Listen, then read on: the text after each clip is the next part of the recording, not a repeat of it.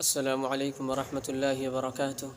امید کرتا ہوں آپ تمام حضرات خیر و عافیت سے ہوں گے۔ اسلامک نئے سال کا آغاز ہو چکا ہے اور اس محرم مہینے کو لے کر، خاص طور پر 10ویں محرم کو لے کر ہمارے اندر کچھ غلط فہمیاں ہیں۔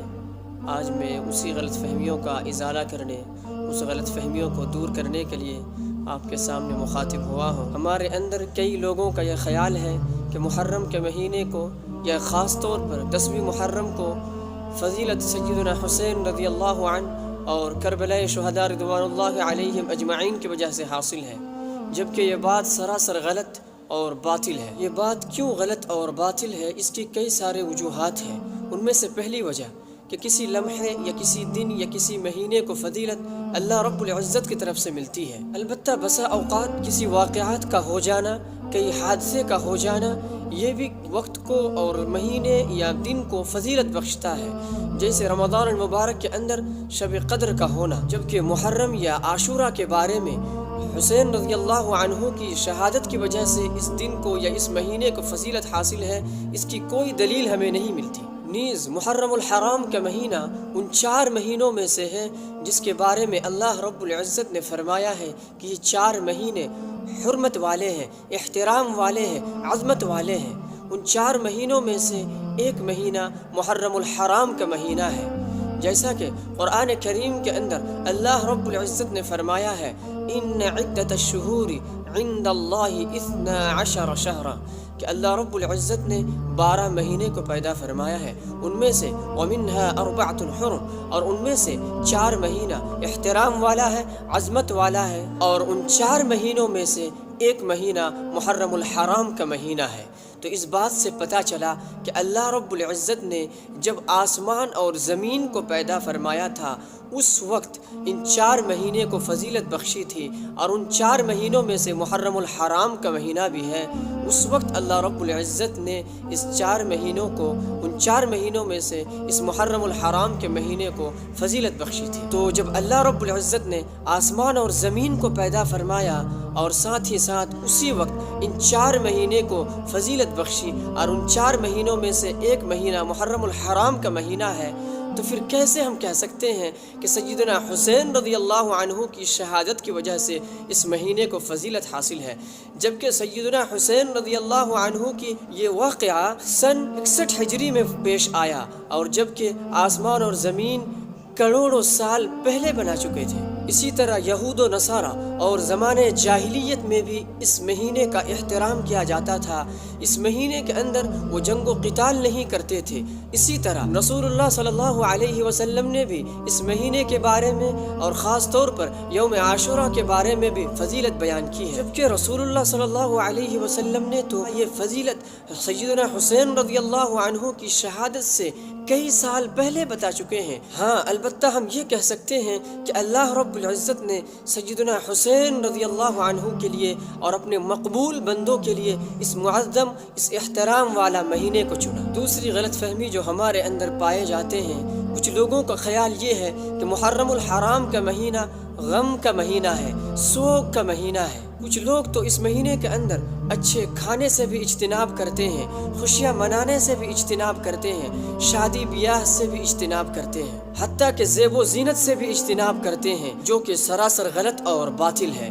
اس کی بھی کئی سارے وجوہات ہیں، ان میں سے کئی وجہ میں آپ کے سامنے رکھتا ہوں، پھر آپ خود فیصلہ کریں گے کہ یہ صحیح ہے یا غلط۔ اس کی پہلی وجہ کہ شہادت کی وجہ سے، شہادت کی بنا پر شہید کے یاد میں غم منانا یہ رسول اللہ صلی اللہ علیہ وسلم سے ثابت ہی نہیں۔ نیز سیدنا حسین رضی اللہ عنہ شہید ہے، اور شہید کے بارے میں آتا ہے کہ شہید کو مردہ نہ کہو بلکہ وہ زندہ ہے، تم اسے محسوس نہیں کر سکتے۔ اسی طرح کسی میت پر 3 دن سے زیادہ سوگ منانا اسلام کے اندر جائز ہی نہیں، حلال ہی نہیں۔ تو ہم کیسے سالوں ہا سال گزر جانے کے بعد سیدنا حسین رضی اللہ عنہ کے غم پر اپنا سینہ پیٹیں؟ تو جب سیدنا حسین رضی اللہ عنہ شہید ہیں، ہم انہیں مردہ نہیں کہہ سکتے، تو جب کسی مردے پر 3 دن سے زیادہ ہم سوگ نہیں منا سکتے، اسلام کے اندر جائز ہی نہیں، تو ہم کیسے سیدنا حسین رضی اللہ عنہ کے غم میں، ان کے شہید ہونے کے غم میں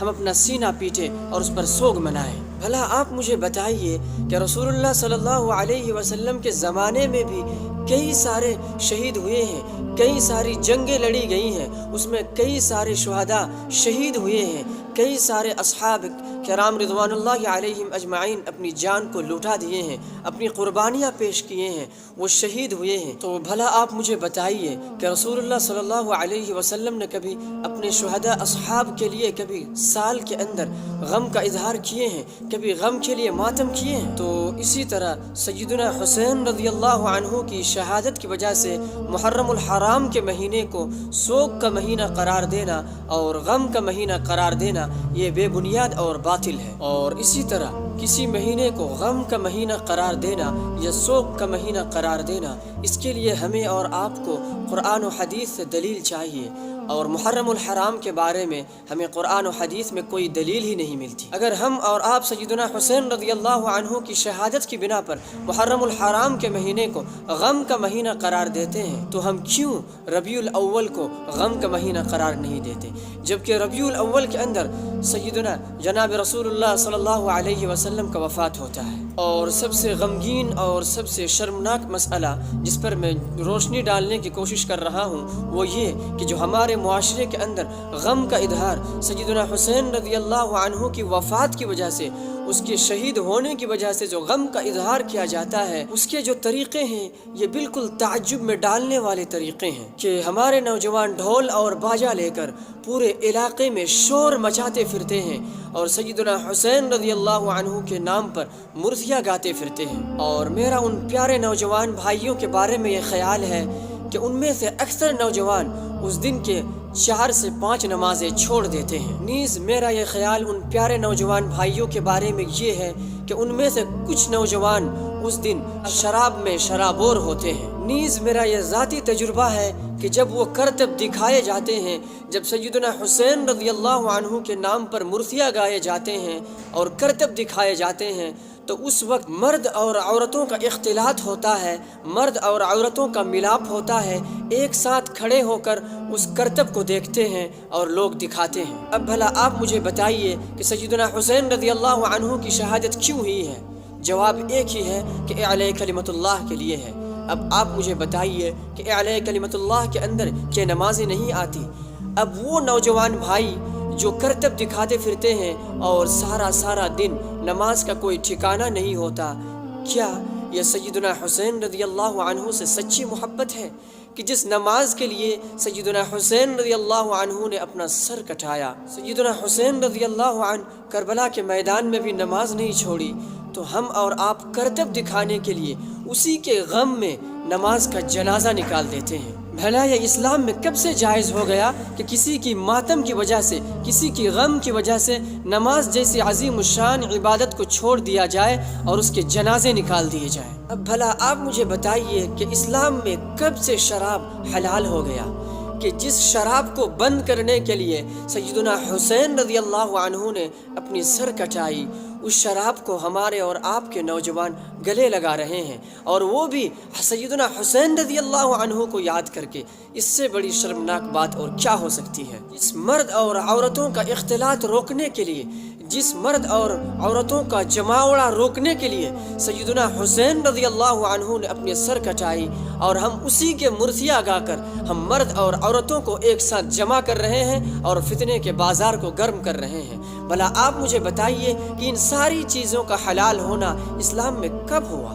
اسی طرح اگر ہم اپنے والد یا اپنے نواسے کے وفات کے دن ڈھول اور باجا لے کر گاؤں میں گھومتے پھریں تو کیا یہ محبت کی نشانی ہے یا نفرت کی نشانی؟ تو جو چیز ہم اپنے والد محترم کے لیے نہیں کر سکتے، جو چیز ہم نے اپنے بھائی کے لیے نہیں کر سکتے، کیا ہم وہ سیدنا حسین رضی اللہ عنہ کے لیے کر سکتے ہیں؟ اگر ڈھول اور باجے کا بجانا اپنے والد محترم کے وفات کے دن یہ نفرت کی نشانی ہے تو یہ محبت کی نشانی کہاں سے ثابت ہو گئی کہ حضرت حسین رضی اللہ عنہ کے وفات کے دن ڈھول اور باجے کا بجانا یہ محبت کی نشانی ہے؟ تو پتہ چلا کہ سیدنا حسین رضی اللہ عنہ کی شہادت کی وجہ سے اس مہینے کو سوگ کا مہینہ یا غم کا مہینہ قرار دینا یہ بھی باطل ہے۔ نیز یہ بھی باطل ہے کہ سیدنا حسین رضی اللہ عنہ کے مرثیہ گا کر ان کو یاد کر کے اپنے سینے پیٹنا، اپنے کپڑے پھاڑنا اور یہ ڈھول باجے لے کر یہ کرتب دکھانا یہ بھی غلط ہے۔ اگر صحیح معنی میں ہمیں سیدنا حسین رضی اللہ عنہ سے محبت ہے تو ہمیں چاہیے کہ ہم ان کے نقش قدم پر چلیں، ہمیں ان کے نانا کے دیے ہوئے نقش قدم پر چلیں۔ اللہ رب العزت سے دعا گو ہے کہ اللہ رب العزت ہمیں اور آپ کو اور خاص طور پر ہمارے نوجوان معاشرے کو اس خرافات سے بچائے رکھے۔ ہاں، اس محرم الحرام کے مہینے میں جو چیز کرنے کے ہے، خاص طور پر عاشورہ کے دن جو کرنے کو ہے وہ یہ ہے کہ عاشورہ کے دن روزہ رکھے جائیں، اور عاشورہ کے ساتھ ساتھ یا تو 9ویں تاریخ اور 10ویں تاریخ کا روزہ رکھا جائے، یا 10ویں تاریخ اور 11ویں تاریخ کا روزہ رکھا جائے۔